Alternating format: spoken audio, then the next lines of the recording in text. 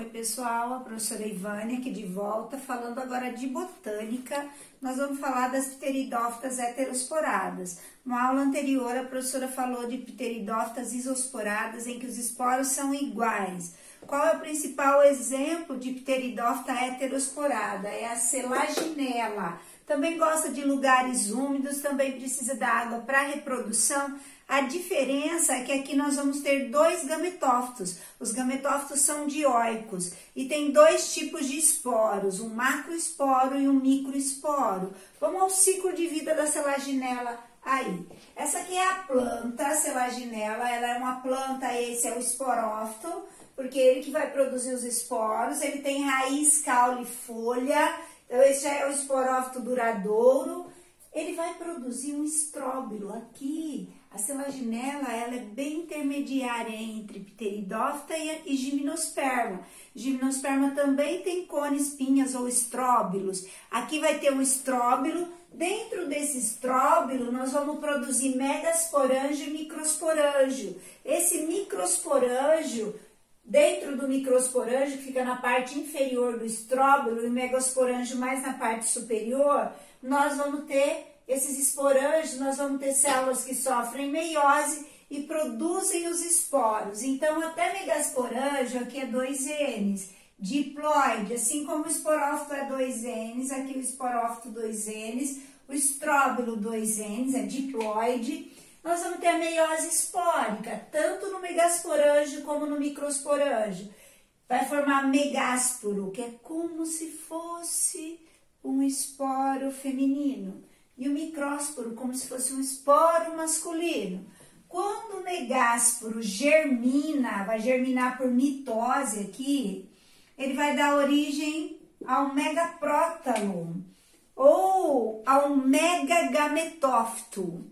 Quando o micrósporo germina, que é o microesporo, ele vai dar origem ao microprótalo ou microgametófito. Então, aqui o gametófito é dioico. Tem o megaprótalo, que é o gametófito, como se fosse o gametófito feminino, e o microprótalo, como se fosse o gametófito masculino. Dois tipos de esporos, daí o nome heterosporada. Tem o megásporo e o micrósporo. Em gimnosperma isso é muito parecido. Agora, no megaprótalo, ele vai originar o arquegônio com a osfera. E o microprótalo vai originar o anterídeo com o anterozoide. O anterozoide, lembrando, é o gameta masculino e a osfera é o gameta feminino. Quando a água bate no anterozoide, ele vai nadar até o megaprótalo feminino, vai fecundar a osfera, N do anterozoide, que é o gameta masculino, mais N da osfera, que é o gameta feminino, vai dar origem a um novo esporófito. Vai acontecer reprodução sexuada por fecundação. Quando o esporo germina, ela é assexuada. Quando fecunda, ela é sexuada. Os microprótalo e megaprótalo vieram de reprodução assexuada por germinação do micrósporo e do megásporo. Agora nós vamos ter fecundação. Quando tem fecundação, o anterozoide fecunda a osfera. Isso é um ciclo diplobionte. Agora, nós vamos falar um pouquinho dessas diferenças.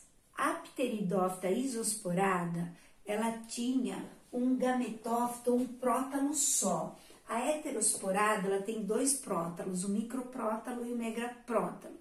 A pteridófita isosporada, como é a samambaia, ela tem um tipo de esporo só um esporo. Aqui nós vamos ter 2 esporos, o micrósporo e o megasporângio. Na isosporada não tem o estróbilo, aqui nós vamos ter o estróbilo. Mesmo assim, ela mora em lugares úmidos e ela depende da água para a reprodução. A selaginela é bem uma transição entre pteridófita e gimnosperma. A professora queria passar isso para vocês. Isso pode aparecer nas provas específicas, mais voltadas para provas específicas dos vestibulares, quando a pteridófita tem o prótalo dioico. Agora, nós vamos falar um pouquinho da diferença entre briófita e pteridófita. O que mais aparece nos vestibulares? Pteridófita isosporada, como samambaia, avenca. E nós vamos fazer principalmente a diferença de briófita e Pteridófita isosporada. A diferença das duas, briófita, para quem não lembra, são os musgos, as hepáticas, os antóceros, Pteridófita. Pteridófita samambaia, avenca, cavalinha, selaginela, só que aqui nós vamos enfatizar mais a isosporada. Briófita é avascular ou atraqueófita. O que significa isso? Não tem xilema e nem floema. A seiva passa por difusão de uma célula para outra e sobe bem devagarinho, por isso que briófita tem pequeno porte, porque não tem vasos condutores de seiva. Já a pteridófita, como as samambaias, avencas, elas têm xilema e floema para conduzir a seiva. Por isso que existe essa samambaia gigante, como samambaia sul da Amazônia. Elas podem ser gigantes porque elas têm xilema, têm floema. Uma outra diferença, na briófita, o vegetal duradouro é o gametófito. Na pteridófita é o esporófito. Lembrando bem, o gametófito, ele é sempre N, haploide. O esporófito é 2 N's. Quando eu vejo a planta da samambaia, eu estou vendo o esporófito. Quando eu vejo aquele musguinho verdinho, eu estou vendo o gametófito. Então, o duradouro na briófita é o gametófito e ele tem rizoide, cauloide e filóide. E o transitório é o esporófito, aquele que tem a seta, a cápsula. Aquele é transitório. Vamos ver quem é o transitório agora em briófita. O esporófito é transitório e é dependente do gametófito. O esporófito forma aquela seta ou aquela cápsula. Não sei se vocês conseguem visualizar aqui. Eu vou ter então a seta e a cápsula. Esse aqui é o esporófito 2 N's e ele se forma em cima do corpo do gametófito feminino. Assim acontecia no musgo. O esporófito depende do gametófito. Na samambaia, eles são independentes. Na pteridófita, o esporófito e o gametófito, um não depende do outro, eles são independentes.